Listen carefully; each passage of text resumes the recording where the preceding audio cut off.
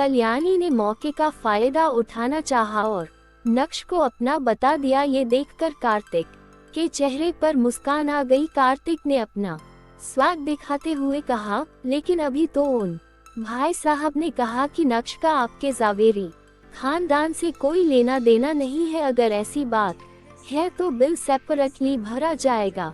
ये सुनकर कल्याणी के चेहरे पर 12 बज गए थे और उसे समझ आ गया था कि मिस्टर पटेल उसे कोई डिस्काउंट नहीं देने वाले हैं।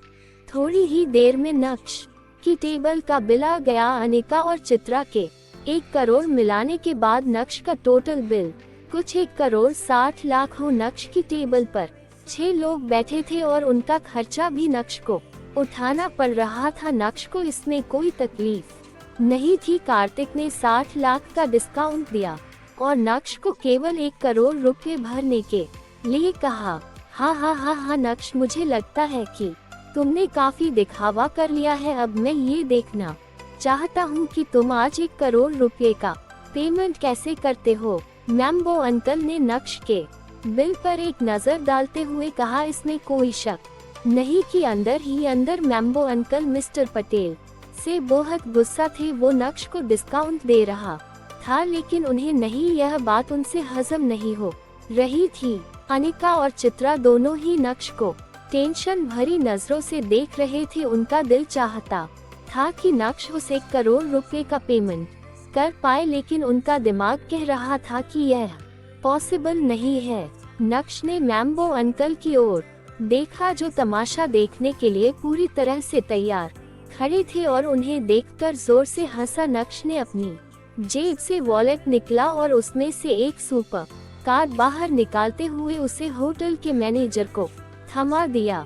ये कार्ड सबको नहीं मिलता, इसके ट्रांजैक्शंस के कोई अपर लिमिट नहीं होता। सभी लोग नक्श के पास ऐसा कार्ड देख कर दान रह गए थे।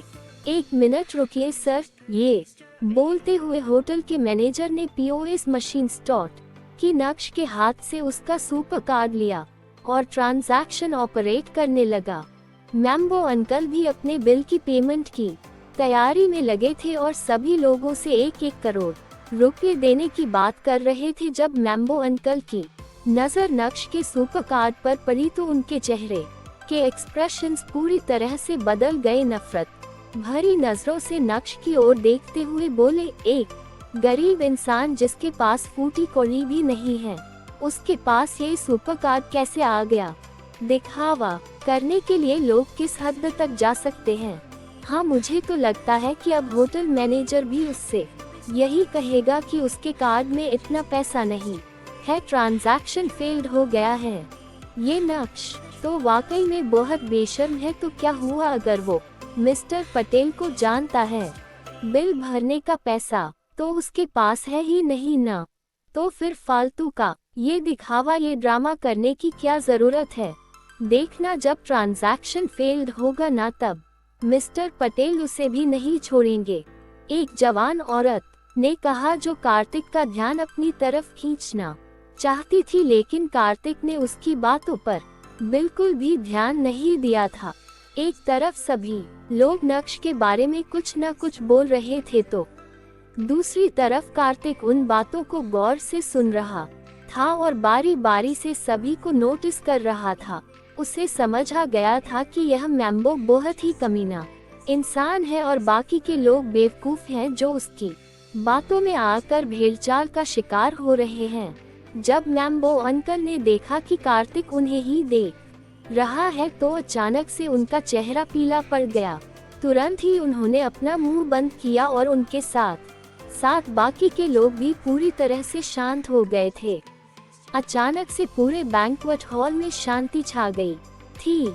अनिका और चित्रा भी अब नक्श के करीब जा पहुंचे थे। अनिका को अंदर ही अंदर डर सता रहा था और उसे लग रहा था कि अभी उसे होटल के मैनेजर से ये सुनने को मिलेगा कि सॉरी सर, आपके कार्ड में इनफ बैलेंस नहीं है। लेकिन अगले ही पल जो हुआ, उससे अनिका पूरी तरह से शॉक्ड रह गई थी।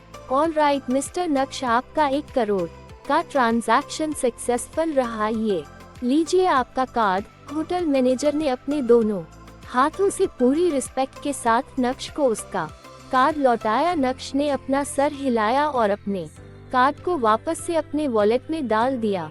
क्या ट्रांजैक्शन सक्सेसफुल हो गया? ये कैसे हो सकता है? कुछ ऐसे ही सवालों के साथ जो लोग नक्श को हमेशा गिरी हुई नजरों से देखते थे, अब वो जलन और कंफ्यूजन की नजरों से देखने लगे थे। अनिका को बिलीव नहीं हो रहा था कि ट्रांजैक्शन सक्सेसफुल हो गया है। तुरंत ही अनिका ने नक्श को अपनी ओर खींचते हुए कहा, ये कैसे हो गया? तुम्हारे पास इतने पैसे कहाँ से आए? तुम्हें ये सब जानने की कोई जरूरत नहीं है, बस खुशी खुशी इस पार्टी को एंजॉय करो। नक्श ने अनिका की ओर देखते हुए कहा और कुछ इस तरह मुस्कुराया कि उसके सफेद दांतों की पूरी बत्ती सी दिखने लगी थी। नक्श की बात सुनकर अनिका अपने होंठ चबाने लगी और उसके बाद उसने नक्श से और कुछ नहीं पूछा। थोड़ी देर सोचने के बाद नक्श ने अनिका से कहा, अरे हाँ, मुझे थोड़ा काम है, इसलिए तुम और मम्मी जी निकल जाओ। मेरा इंतजार करने की जरूरत नहीं है, और हाँ, ध्यान से जाना। अनिका ने पहले कार्तिक की ओर देखा जो नक्श के ठीक बाजू में खड़ा था। उसके बाद उसने नक्श की ओर देखा, अपना सर हिलाया और चित्रा के साथ वहां से निकल गई। अनिका समझ गई थी कि दो दोस्त कई सालों बाद मिले हैं, इसलिए नक्श और कार्तिक एक दूसरे के साथ बैठना चाहते हैं। आज भी नक्श ने अनिका और चित्रा को एम्बैरस होने से बचाया, इसलिए अनिका को नक्श की बात मानने में कोई तकलीफ नहीं थी। जावेरी खानदान के बाकी लोगों ने एक एक करके पैसा जमा किया और उसके बाद वो भी पेमेंट करके वहां से निकल गए थे। पूरा बैंक्वेट खाली हो गया था, लेकिन दो दोस्त का याराना तो अभी शुरू हुआ था। कार्तिक ने अपनी कार निकाली और दोनों सफर पर निकल पड़े। कार्तिक नक्श को कहीं लेकर जा रहा था। क्या सेठ जी, हमसे कोई गलती हो गई क्या? तू इतने समय से सूरत में है और मुझे पता तक नहीं है। कार ड्राइव करते हुए कार्तिक ने कहा। नक्श पास वाली सीट पर ही बैठा था। खिड़की से बाहर का व्यू देखते हुए नक्श ने अपना सर हिलाते हुए कहा, हम काफी समय हो गया है, तू बता, तेरा क्या चल रहा है? क्या तू मुंबई छोड़कर सीधा यहाँ चला आया था? हंसते हुए कार्तिक ने कहा, हाँ तो और क्या, तूने ही तो कहा था कि मुंबई मेरे लिए सेफ नहीं है। ये ले पैसा और बना अपनी जिंदगी। यार, बाप ने तो लात मारकर बिजनेस से बाहर कर दिया, वो अलग बात है कि अब जब मेरा बिजनेस चमक गया है तो बाप भी लाइन पर आ गया है। हा हा हा हा। उस समय सोच रहा था कि कहाँ जाऊँ, तो एक दोस्त ने कहा कि सूरत आ जा। सूरत पहुंचकर सोचा कि क्या करूं, तो दोस्त ने कहा कि जो तेरा बाप करता है वो कर, बस वही किया। बाप के जैसे एक होटल खोला और आज सूरत का सबसे बेस्ट होटल है तेरे भाई के पास। कम से कम सेठ जी, मैंने आपको डिसअपॉइंट नहीं किया। तेरे पैसों का मैंने सही चीज में इस्तेमाल किया। आपका सक्सेस देखकर मैं बहुत खुश हूँ मिस्टर पटेल। मैंने एक्सपेक्ट नहीं किया था कि होटल प्राइम स्टार तेरा होगा। अमेजिंग, आज तुझे इस मुकाम पर देखकर मुझे बहुत अच्छा लग रहा है। साथ ही साथ मैं इस बात से भी खुश हूँ कि पास्ट में मैंने तुझ पे भरोसा किया और तूने मेरे भरोसे को तोड़ा नहीं। और कितनी बार बोलूं कि मुझे सेठ जी मत बोल। नक्श बोल, वैसे तेरी जिंदगी में तेरे दोस्तों ने ही तुझे संभाला है, पहले मैं फिर तेरा सूरत वाला दोस्त बढ़िया है। ये बोलते हुए नक्श ने कार्तिक की ओर देखा जो बहुत ही ज्यादा एक्साइटेड नजर आ रहा था। ये देखकर नक्श अपना सर हिलाते हुए हंसने लगा। हाँ यार, मेरी जिंदगी को संवारने वाले, मेरी जिंदगी बनाने वाले तुम ही दो चार लोग हो, और जिसने भी मेरे लिए किया है मैं उसे भूलने वालों में से नहीं हूँ। और तू भी मुझे मिस्टर पटेल मत बोल। क्या है ये? चूंकि कार्तिक ड्राइव कर रहा था इसलिए उसका पूरा ध्यान रोड पर था, लेकिन उसकी आंखों में नक्श के प्रति प्यार देखा जा सकता था। अच्छा बाबा, ठीक है, लेकिन ये बता कि तू मुझे लेकर कहाँ जा रहा है? जब नक्श ने देखा कि इतना समय हो गया और वो अभी तक डेस्टिनेशन पर नहीं पहुँचे हैं, तो नक्श ने कैजुअली कार्तिक से पूछा। हम ये सही सवाल किया, क्या तुझे हिमानी अभी भी याद है? 2 साल पहले अचानक से मुझे पता चला कि वो भी तुझे ही ढूंढ रही है, इसलिए मैं उससे मिला। भाई साहब, उसने अपनी खुद की कंपनी खोल दी है, बदानी group of company skin care products, और वो भी इंटरनेशनल। अभी थोड़ी देर पहले ही मैंने उसे मैसेज करके तेरे बारे में बताया तो वो खुश हो गई। हमने डिस्कस किया और हम तुझे मिलकर एक सरप्राइज देना चाहते हैं। ये बोलते हुए कार्तिक ने नक्श की ओर देखा और उसके चेहरे पर एक सस्पेंस वाली स्माइल आ गई थी। जब नक्श ने हिमानी का नाम सुना तो उसके चेहरे के एक्सप्रेशंस पूरी तरह से बदल गए थे। हिमानी, वो भी सूरत में है। नक्श को यकीन नहीं हो रहा था कि हिमानी भी अपनी लाइफ में इतनी सक्सेसफुल हो गई है। अब जब हिमानी की बात निकली है तो हम आपको बता देते हैं कि नक्श और हिमानी की मुलाकात कैसे हुई। ये बात तब की है जब नक्श मुंबई में रहता था। हिमानी एक डिपार्टमेंटल स्टोर में काम किया करती थी।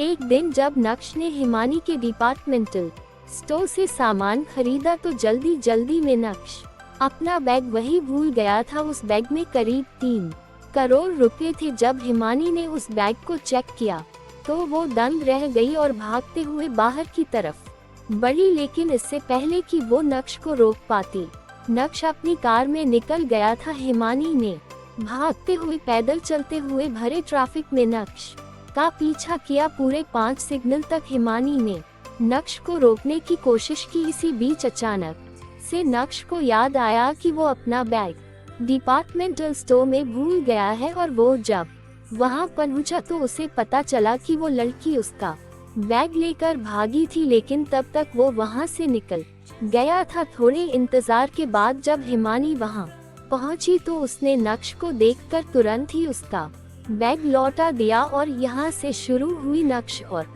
हिमानी की दोस्ती की कहानी।